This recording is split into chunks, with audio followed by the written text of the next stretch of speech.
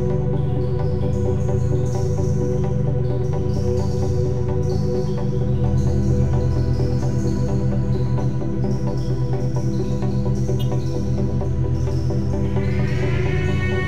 bagi saya ini ada sebuah misteri yang narasinya juga barangkali dengan kemisterian ini akan tetap menarik. Jadi kita jangan khawatir dengan keterbatasan data itu, tapi kita anggap adalah sebuah misteri yang bisa menjadi sebuah narasi abadi.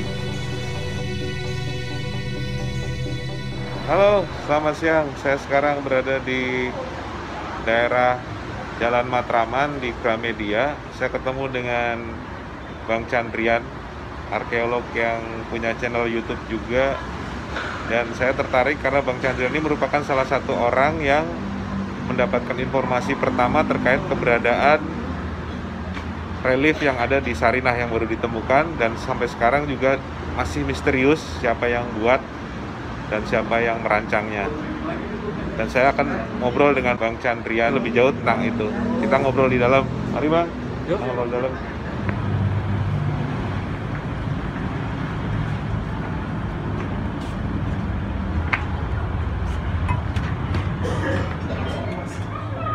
Selamat siang Bang. Selamat siang. Bang Chandrian, apa kabarnya? Saya untuk sementara waktu ini masih sehat. Mudah-mudahan diperpanjang lagi kesehatan saya. Terus berkarya membuat dokumentasi sejarah Bang ya? Ya, itu bagi saya kayak semacam kewajiban ya. Minimal 1 minggu sekali. Dan pikiran saya hanya berbagi pengetahuan saja kepada teman-teman.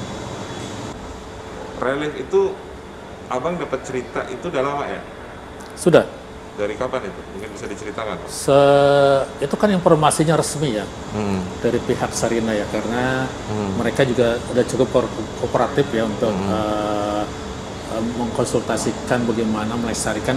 Pertama adalah bangunannya sudah dikonsultasikan dan sudah direkomendasikan.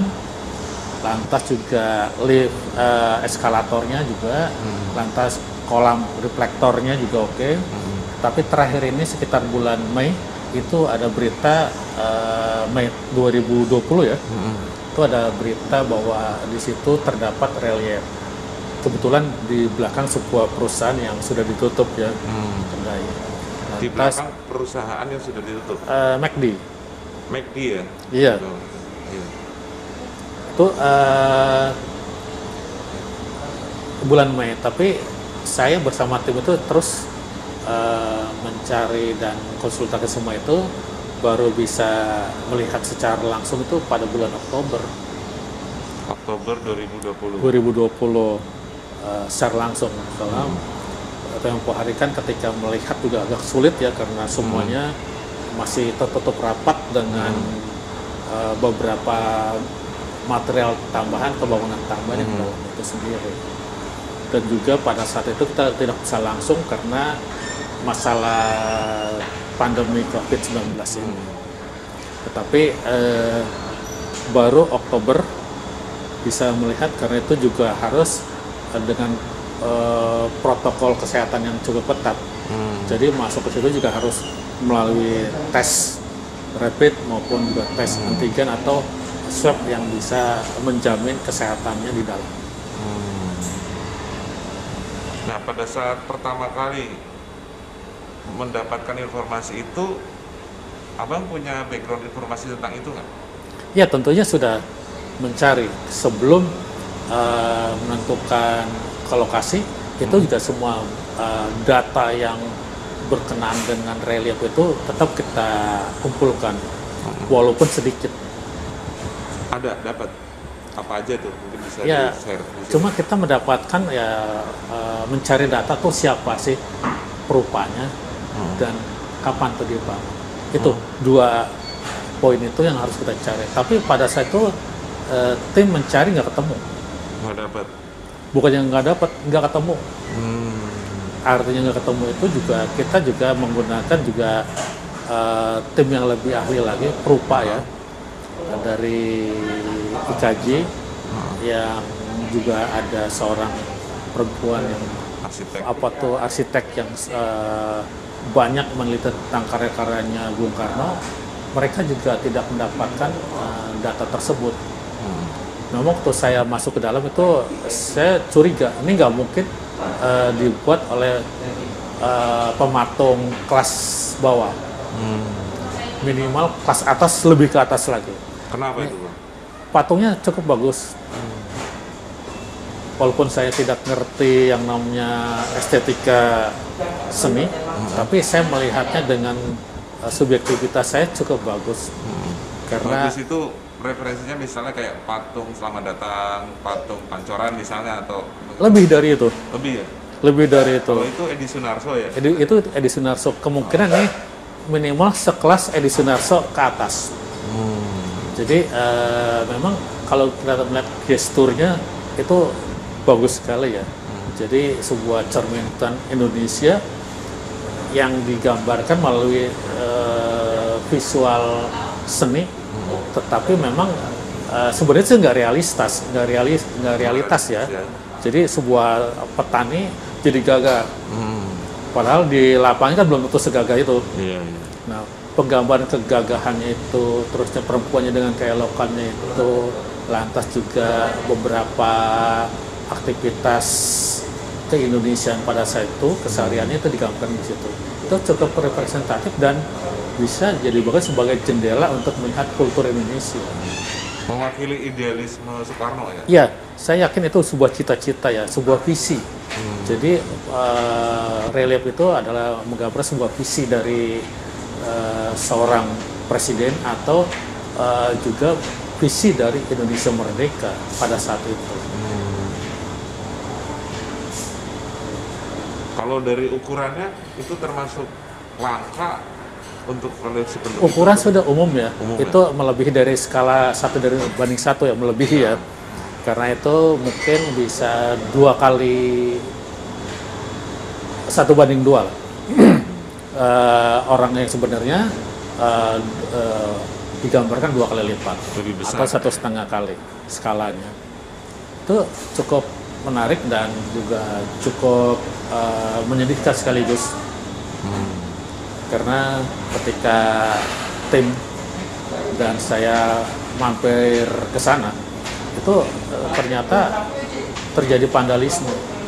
Vandalismenya apa itu? Ya vandalismenya itu adalah Dicoret-coret atau dicoret-coret enggak, menjadi sebuah ruangan baru. Yang ruangannya itu nampaknya tidak menghargai keberadaan karya seni. Jadi ditempatkan tidak semestinya gitu ya? Iya, bukan tempatnya. Reliefnya memang sudah inteks ya di situ ya, nggak bisa dirubah-rubah. Tetapi sekitar itu dijadikan sebagai sebuah tempat mesin yang nampaknya kemungkinan ketidakpahaman atau kesengajaan dari saat itu untuk tidak menghargai sebuah karya seni. Salah satunya adalah ada patung petani yang separuh badan bagian daripada penyekat ruangan. Oh, dipotong gitu ya? Iya, jadi separuh gitu. Ini jadi tembok sana. Ya, jadi Tapi itu memang dari awal emang tempatnya di situ? patungnya dari situ udah awal, tapi penambahan itu kemudian.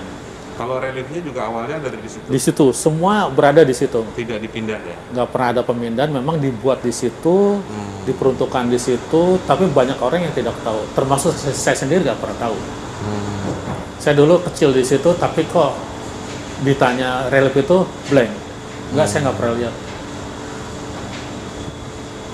Kenapa itu bisa begitu? Mungkin Bang Chan bisa kasih Ya mungkin saya kecil itu kan saya lebih tertarik dengan suasana modern ya? modernnya itu. Saya harus naik berkali-kali lift, eskalator seperti itu. Dan informasi tentang keberadaan itu memang nggak diberikan kepada publik pada saat itu. Dan tidak diberitakan juga kayaknya? Iya, misalnya, ayo setiap datang ke Sarinah, mampirlah ke ruangan ini karena ada ini nggak ada beritaan itu. Baru sekarang nih ngerasa bahwa ada Iya, dengan something missing gitu. berapa puluh tahun setelah saya pertama ke situ baru tahu bahwa di situ ada relief yang sebagus itu. Pengertian sebagus itu ya subjektivitas ya. Iya. Tapi kalau Mas Mai juga ke sana pasti tertarik. Iya kan nanti tanggal 17 ya. Iya, tahun 17. Tapi kalau misalnya kesempatan izin ya silakan izin aja. Oke. Rencananya sih November bukan 17. November ya. Tapi nanti kita lihat lagi, ini kan pekerjaan-pekerjaan itu kan masih berlangsung terus. Yang penting adalah tahun ini. Dari pihak Sarinah sendiri kan mungkin ngobrol dengan Bang Chan nih. Mereka tuh alasannya apa selama ini tidak mempertontonkan atau tidak menempatkannya atau mengkondisikannya secara proper barang? Jadi pihak Sarinah itu tidak bicara secara pribadi ke saya, tapi bicara dengan tim ya. Jadi tim saya kan ada 6 orang itu, mereka juga konsultasi, tapi selama pandemi ini nggak bertemu langsung, lewat sebuah online saja. Jadi rapat hampir beberapa kali ya, mengenai semua tentang relief itu sendiri. Memang mereka sendiri, pihak Sarinah juga sebenarnya baru tahu. Saya nggak tahu baru tahunya sejak kapan, karena saya bisa maklumin mereka baru tahu karena kan manajemen Sarinah selalu berubah-ubah sehingga tidak mendapatkan data sebelumnya.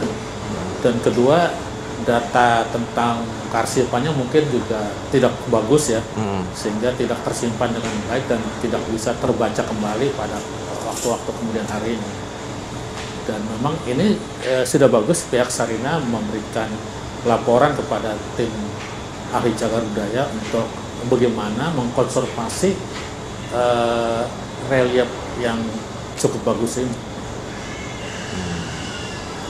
Jadi memang karena memang tidak rapian dokumentasi ya. Salah satunya itu. Salah satunya. Iya. Dan kalau faktor-faktor lain yang mungkin orang berpikir bahwa itu sengaja disembunyikan karena warisan Orde Lama, terus kemudian ada unsur komunisme dan sebagainya, itu ada nggak kira-kira? Ya itu sisi gelapnya. Yang barangkali siapapun bisa mengungkapnya apabila punya data. Kami sebagai tim ahli cagar budaya itu juga merekomendasikan Pak Asikin yang berupa dari IKJ itu untuk membantu mencari data. Tetapi data itu baru sifatnya data filosofis, belum mencari data, belum mendapatkan data yang sifatnya histori ya. Padahal kita butuh sekali histori itu untuk menambah data dan menguatkan tentang rekomendasi untuk cagar budayanya. Tapi lepas daripada ketemu apa enggak data perupa maupun tahunnya, itu kami tuh sepakat untuk memasukkan ini bagian daripada sebuah narasi Sarinah, sehingga nanti sebuah bangunan yang dicagar budayakan tersebut menjadi sebuah cerita utuh. Ada gedungnya, ada reliefnya, ada eskalatornya, dan nanti juga barangkali apabila dalam perjalanan renovasi ini ditemukan elemen baru, ya nanti kita masukkan lagi. Sampai sekarang belum ketemu siapa yang membuatnya. Ya. Nah, eksplorasinya itu kira-kira yang paling mendekati itu dari pihak mana nih yang bikinnya? Ya, yang jelas tim ahli cagar budaya DKI Jakarta itu sudah memberikan rekomendasi kepada Sarinah untuk memanfaatkan Pak Asikin ya, untuk menelusuri semua itu. Dan saya juga secara tim juga tetap menelusuri, cuma memang sampai sekarang ini memang kebetulan lagi semua data yang kita butuhkan walaupun sedikit itu ternyata belum ketemu juga. Mudah-mudahan sih nanti suatu saat bisa ketemu. Kalau Sanggar Kesenian Yogyakarta itu paling mendekati atau gimana tuh? Menurut pihak Pak Asikin maupun Ibu Yuke ya, itu memang sudah wawancara pada mereka semua. Tapi tak satu pun yang diwawancara itu mengakui bahwa itu bagian daripada karya seni orang tuanya atau sanggarnya. Itu nggak ada yang mengakui atau tidak tahu? Akhirnya tidak mengklaim itu bagian daripada karyanya. Berarti masih misteri ya? Ya bagi saya ini adalah sebuah misteri yang narasinya juga barangkali dengan kemisteriannya akan tetap menarik. Jadi kita jangan khawatir dengan keterbatasan data itu, tapi kita anggap adalah sebuah misteri yang bisa menjadi sebuah narasi abadi. Tetaplah jadi misteri ya. Iya, tapi kita juga nggak berharap misteri seumur hidup. Karena bikin penasaran, nggak bisa tidur nih kayaknya. Ya mudah-mudahan sih nanti ada barangkali setelah diresmikan kan bisa ya terjadi orang mengakui, dan itu kan kita akan coba verifikasi semua pengakuan-pengakuan atau klaim dari sanggar-sanggar tertentu ya.